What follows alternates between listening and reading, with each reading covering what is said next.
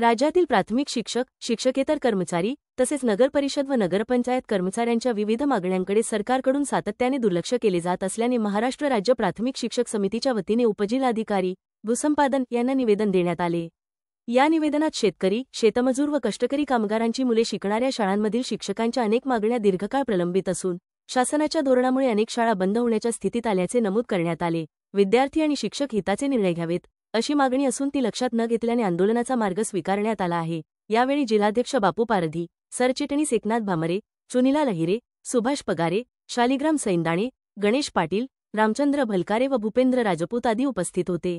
आज 9 जुलै 2025 रोजी जे हल्लाबोल आंदोलन आहे संपूर्ण महाराष्ट्रामध्ये राज्य सरकारी कर्मचारी आणि कामगार संघटनांना महाराष्ट्र राज्य प्राथमिक शिक्षक समितीचं या ठिकाणी सक्रिय पाठिंबा या ठिकाणी नमूद करत आहोत।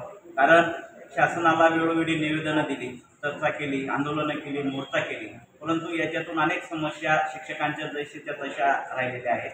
1 नोव्हेंबर 2005 नंतर जे शिक्षक सेवेत आलेले आहेत यांना 1982ची जुनी पेन्शन योजना लागू करावी। 15 मार्च 2024चा जो जाचक शासन निर्णय आहे तो रद्द करण्यासाठी महाराष्ट्र राज्य प्राथमिक शिक्षक समितीने वेळोवेळी आंदोलनं केली, मोर्चे काढले, पण तो GR रद्द व्हावा यासाठी आज आम्ही या आंदोलनाला सक्रिय पाठिंबा देत आहोत।